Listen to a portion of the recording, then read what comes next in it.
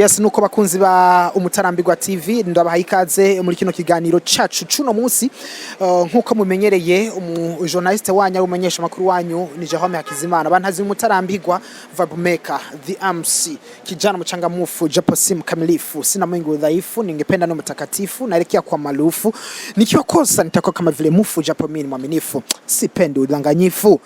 Unaweza nita JJ ama sivejizo mkura hizi na hizo hata katika shida na matatizo mtatua mizozo bila vigezo na mshukuru Mungu kwa huo uwezo ntarabarusha mu Giswahili reka ninjire cyane ku kiganiro nyezi nico tuganira ko uno munsi.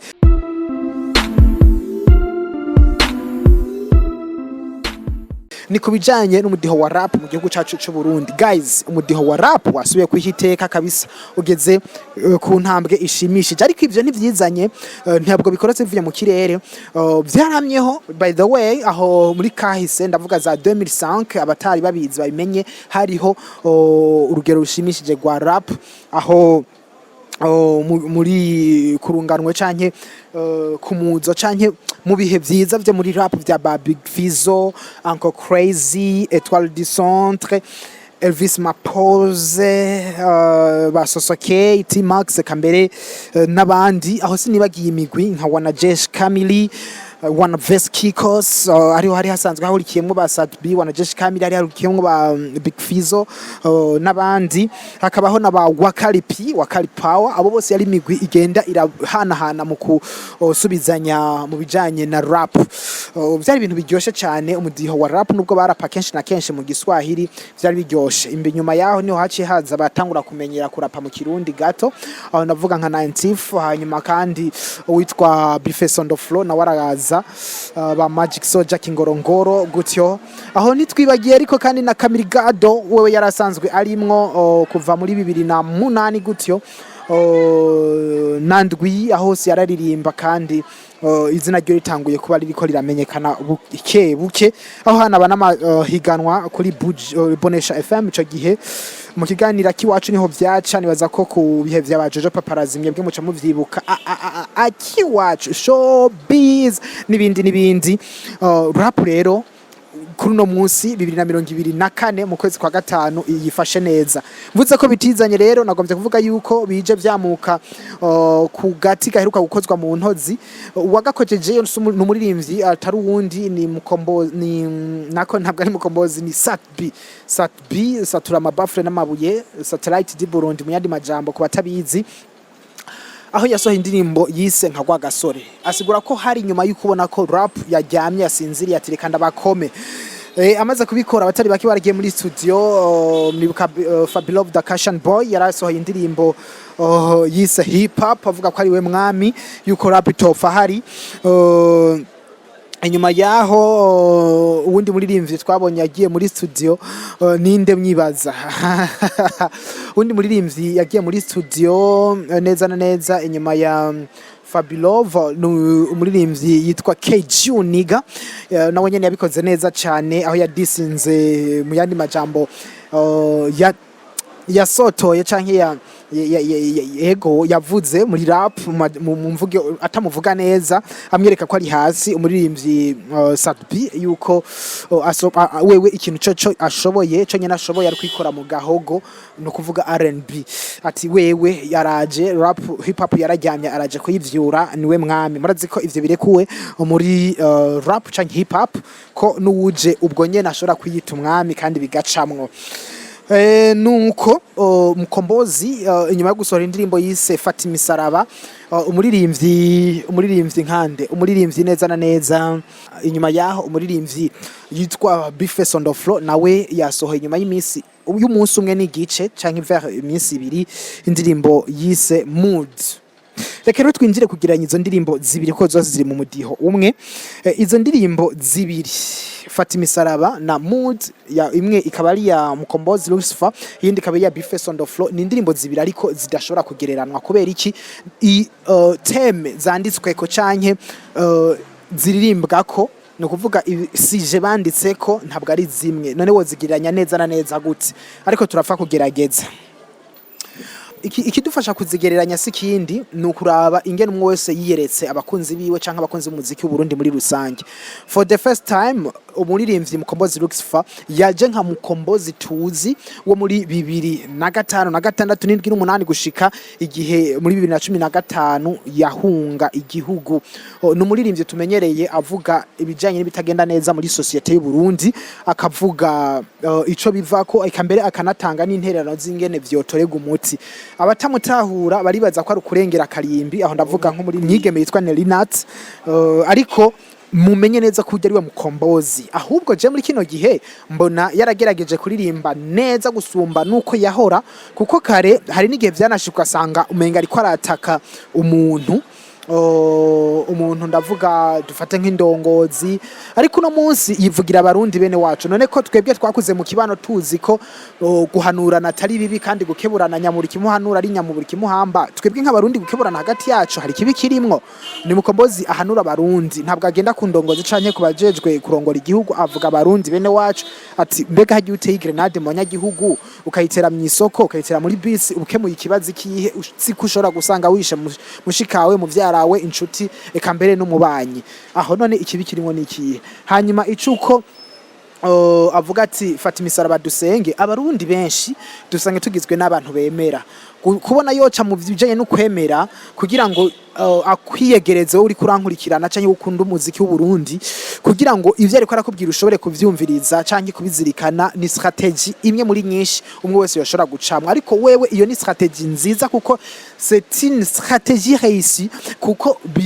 birashoboka. Iyo mu gihugu hari abantu benshi basenga ugaca mu vyo bemera, biroroshe ko wegera imitima yabo maze ukababwira ushaka kubabwira baguteza abiri batekanye. Kuri ico rero ndanamushigikiye, yarize aracijya n'ine bintu, arabona ati mu Burundi ugiye wigira nk'umupagani bo kwamirira kure, reka nce mu kwemera ndababwire ko bofata imisaraba. Ubundi gufata imisaraba tugasenga siyo solution durable yabijya bibazo Mukombozi agenda arashikiriza. Ikibazo cibura ry'inzoga, ikibazo cibura ry'amadevize amafaranga y'agaciro, ikibazo cyo kubura ifumbire ihagije, canke ikibazo ciki naho twofata citerambere muri rusangi canke c'ubutunzi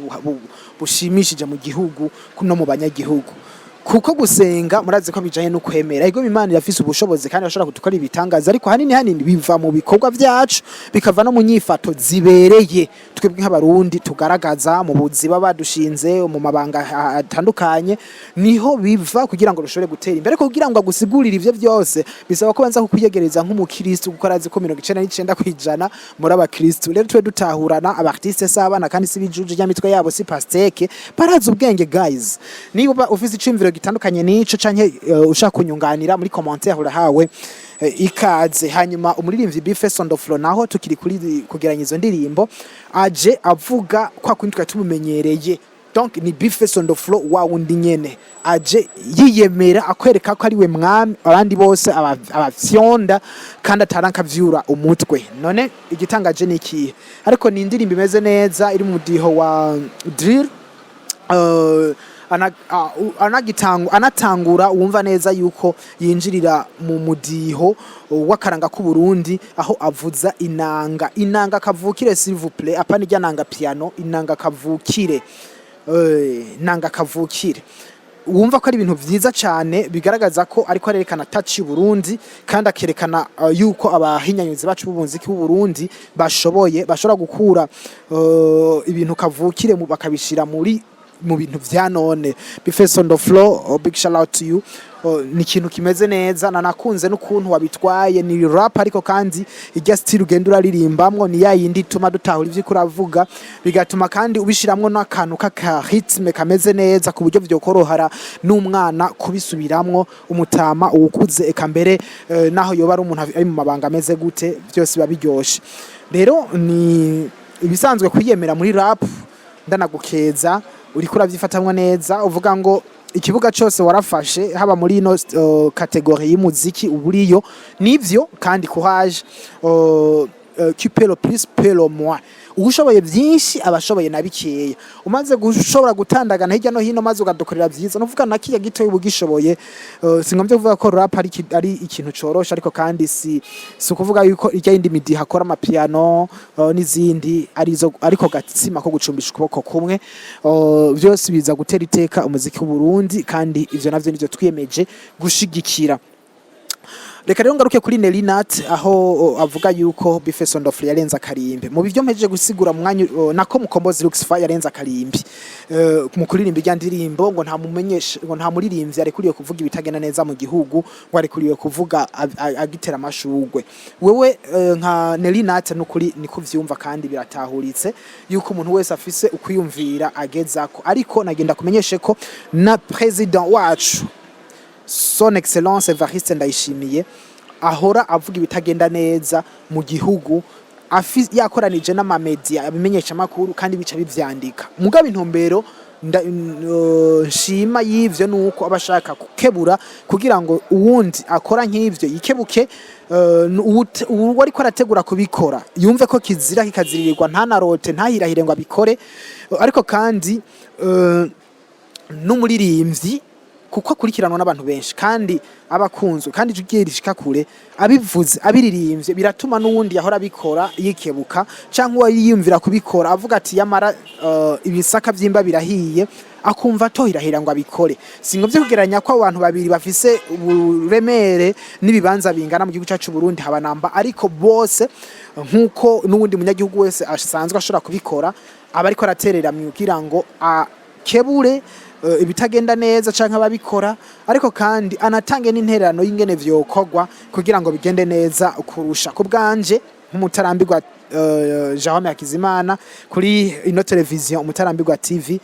numva atakarimbi yarenze kandi waravuze ngo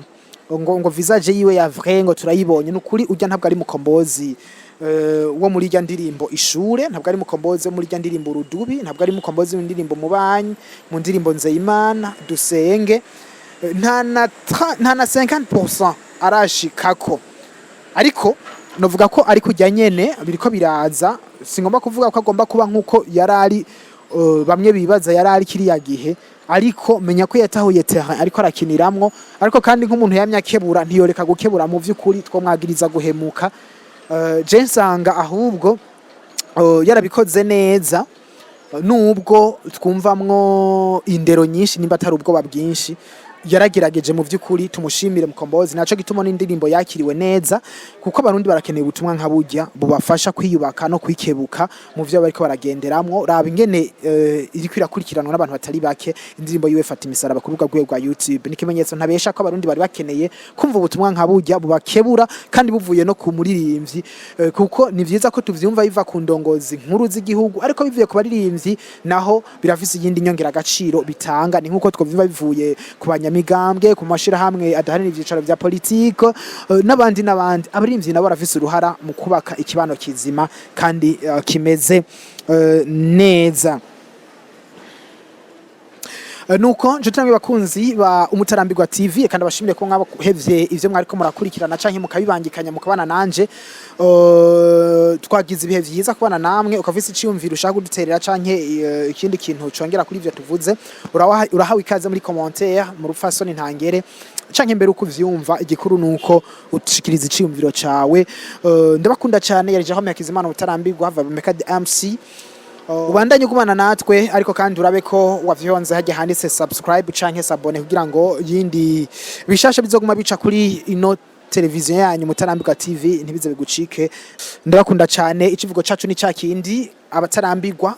nk'umutarambirwa namwe muri abatarambirwa ikivugo cacu ni cakindi nofuma nicwa n'uburuhe hakwicwa n'ubunebwe muje ku kivi dukore nivyo bizotuma tugera ku terambere maze tugire ku yindi ntambwe uwahora tuzi muri kahise adutangarire avuga ati none ujya ni wa wundi nzi yes bye bye mukomere kandi mutera imbere mukomeze kuba tarambirwa ndabakunda cyane nagahindukira